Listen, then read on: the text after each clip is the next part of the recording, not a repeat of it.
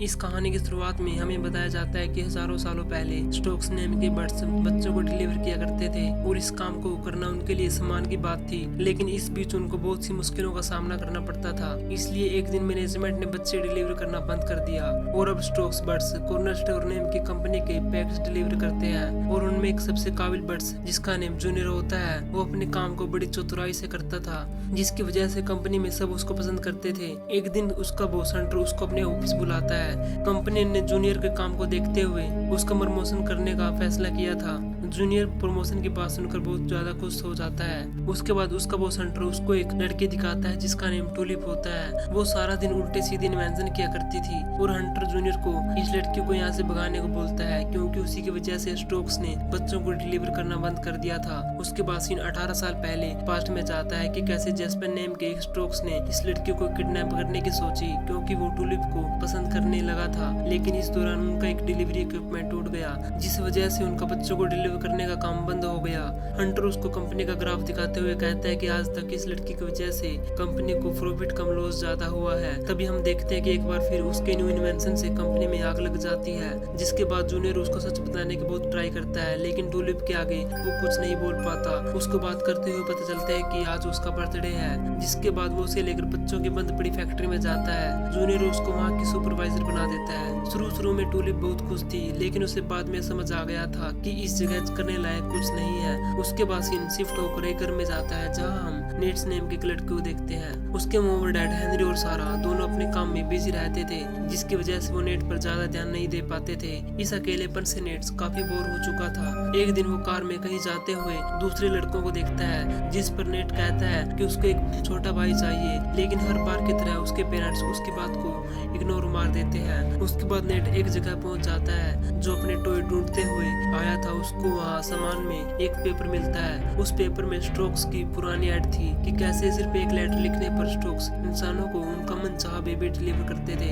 ये देखकर उसके दिमाग में एक प्लान आता है। वो उसके पेरेंट्स के नेम पर स्टोक्स को एक लेटर भेजता है, जिसमें वो लिखता है कि उसको एक निंजा स्किल वाला भाई चाहिए। उसके बाद लेटर कुछ ही टाइम में स्टोक्स माउंटेन तक पहुंच जाता है। उधर हम टूलिप को देखते हैं, जो अकेले ही अपना बर्थडे सेलिब्रेट कर रही होती है। टूलिप लेटर को देखकर बहुत ज्यादा खुश हो जाती है, लेकिन तभी उसको याद आता है कि उसका बाहर जाना तो मना है। लेकिन इस काम को अपनी जिम्मेदारी समझते हुए वो लेटर को प्रोसेस करने चली जाती है, जो कि जूनियर वहां लगे कैमरों से उसको देख रहा होता है। वो समझ जाता है कि टूलिप फिर से कोई गड़बड़ करने वाली है। वो तुरंत वहां पहुंचकर टूलिप को ऐसा करने से रोकता है, लेकिन टूलिप उस लेटर को बेबी बनाने वाली मशीन में डाल देती है और बहुत कोशिशों के बाद जूनियर उस मशीन को रोक देता है। लेकिन जैसे ही वो वहाँ से जाने लगते हैं, उनको पीछे से बच्चे की रोने की आवाज आती है और जूनियर समझ जाता है कि अगर हंटर को इसके बारे में पता लग गया तो उसकी नौकरी खतरे में पड़ जाएगी।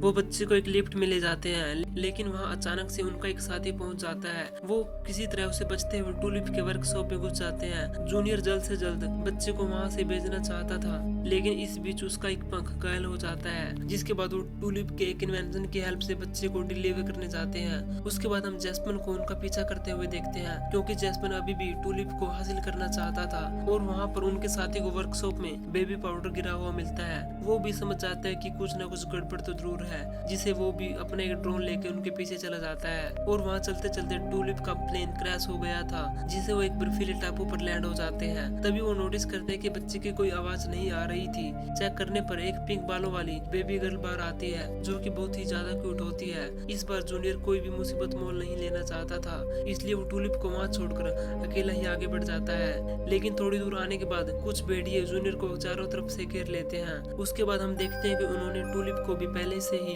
पकड़ रखा था। इसके बाद वो उस बेबी को खाने वाले थे, लेकिन उसका मासूम सा चेहरा उनके इरादे बदल देता है, जिसे वो उस बेबी को छोड़ने का फैसला करते हैं। इस बीच टूलिप और जूनियर झगड़ रहे होते हैं और बेबी उनको देखकर हंस रही होती है, इसलिए वो भेड़िए उनको नीचे उतार देते हैं। इस सुनहरे मौके का फायदा उठाकर टूलिप उनके लीडर को इंजर्ड कर देती है और वो सब वहाँ से भाग जाते हैं। लेकिन भेड़िए भी कम नहीं थे, वो हर तरह से उनको पकड़ने की कोशिश करते हैं। उसके बाद जूनियर और बाकी सब भागकर उनके प्लेन के पास जाते हैं और उसको एक सबमरीन में कन्वर्ट करके नदी में उतर जाते हैं। सब भेड़िए मिलकर एक प्लेन चैंपियन बन जाते हैं, लेकिन किसी वजह से वो नीचे गिर जाते हैं और वहाँ नेट छोटे बेबी के आने की राह देख रहा होता है, इसलिए ना चाहते हुए भी उसके डैड को उसकी हेल्प करनी पड़ती है। तभी सारा आकर उनका ये ड्रामा देखती है, लेकिन हेनरी सारा को उसके साथ कोऑपरेट करने को बोलता है क्योंकि वो उनके बच्चे का दिल नहीं तोड़ना चाहते थे।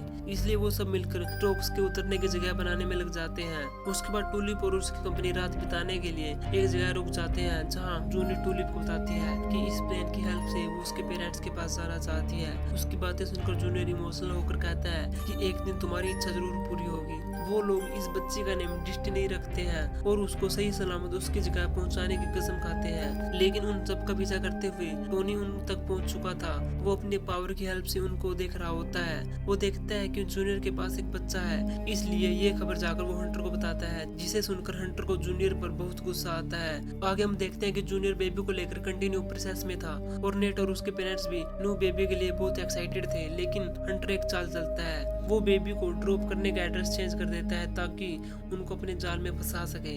जिसके बाद जूनियर और टूलिप एक प्लेन की तलाश में शिपिंग यार्ड में आते हैं ताकि वो वहां से प्लेन लेकर चुपचाप आगे की जर्नी पूरी कर सके, लेकिन उनके पीछे पीछे बेटे भी वहां पहुंच जाते हैं और उनसे बेबी को छीन लेते हैं, लेकिन अपनी सूझबूझ से टूलिप उनको फिर से चकमा दे देती है। भागते हुए वो दोनों एक ग्लास फैक्ट्री में पहुंच जाते हैं, लेकिन स्टोक्स को उनको ढूंढने में प्रॉब्लम हो रही थी, इसलिए टूलिप उसको गाइड करके वहां से निकाल लेती है और एक जगह पर पहुंचकर सब भेड़िए उनको घेर लेते हैं। लेकिन वहां जैस्पर पहुंच जाता है और उनको उड़ाकर एक प्लेन में ले जाता है। टूलिप अभी भी उससे नाराज थी, लेकिन जैस्पर उनको एक्सप्लेन करता है कि उसको अपनी गलती का अफसोस है और वो बहुत टाइम से उस इक्विपमेंट के टुकड़ों को इकट्ठा करने में लगा हुआ है। जिसके बाद टूलिप उसको आखिरी टुकड़ा देती है, जिससे वो इक्विपमेंट फिर से पूरा हो जाता है। टूलिप भी अब बहुत खुश थी क्योंकि अब वो उसकी फैमिली के पास जा सकती थी, लेकिन टूलिप पहले डेस्टिनी को उसके घर पहुंचाने का काम पूरा करना चाहती थी, जिस पर जूनियर उसको सारी सच्चाई बता देता है कि अब वो स्टोक्स मैनेजमेंट के एम्प्लॉइज नहीं रही। जिसके बाद जैस्पर टूलिप को उसके घर ले जाता है। उसके बाद जूनियर डेस्टिनी के एड्रेस पर पहुंच जाता है,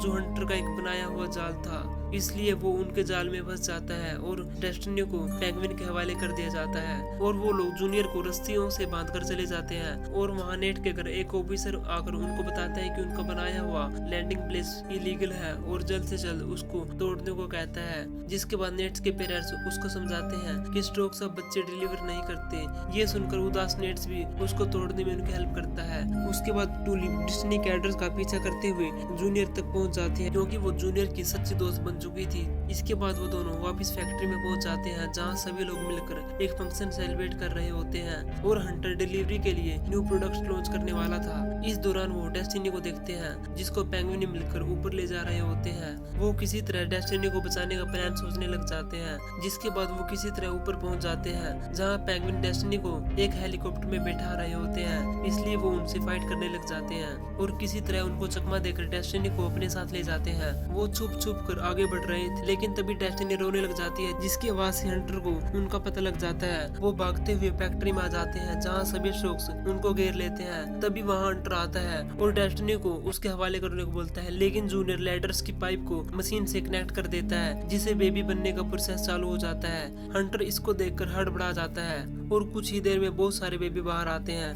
हंटर ये देखकर वहाँ से भाग जाता है और सभी स्टोक्स बच्चों को मैनेज करने में टूलिप का साथ देते हैं। तभी हंटर वापस वहां आता है और बेबी बनाने वाली मशीन को डिस्ट्रॉय करने की सोचता है, लेकिन टूलिप एक क्रेन की हेल्प से हंटर को फैक्ट्री के बाहर फेंक देती है। लेकिन हंटर जाते जाते उनको भी अपने साथ नीचे खींच लेता है। सबको लगता है कि अब वो नहीं रहे, लेकिन जूनियर टूलिप और डिस्नी को उड़ाकर ऊपर ले आता है और वहाँ पहुंचकर स्टोक्स को कहता है कि हम बेबी डिलीवर करने के काम को फिर से स्टार्ट करने वाले हैं, ताकि जो लोग हमें लेटर लिखते हैं उनको बेबी डिलीवर कर सकें। इस बात को सुनकर सभी स्टोक्स खुश हो जाते हैं। उसके बाद ब्लैंकेट्स की हेल्प से सभी स्टोक्स अपने साथ लेकर निकल पड़ते हैं और उनको सही जगह डिलीवर कर देते हैं। उसके बाद नेट्स भी आसमान में स्टोक्स को उड़ता हुआ देखता है और जूनियर वहां पहुंचकर डिस्नी को उनको सौंप देता है और वहां से निकल जाते हैं। तभी नेट्स पीछे से चिल्लाता है कि उसने बहन नहीं एक निंजा स्किल वाला भाई चाहिए था। तभी वो देखता है कि डिस्नी निंजा स्किल शो कर रही थी। उसके बाद सभी स्टोक्स टूलिप को उसके घर छोड़ने आते हैं और फाइनली टूलिप अपने घर पहुंच जाती है। उसके बाद हम लास्ट में देखते हैं कि टूलिप और जूनियर मिलकर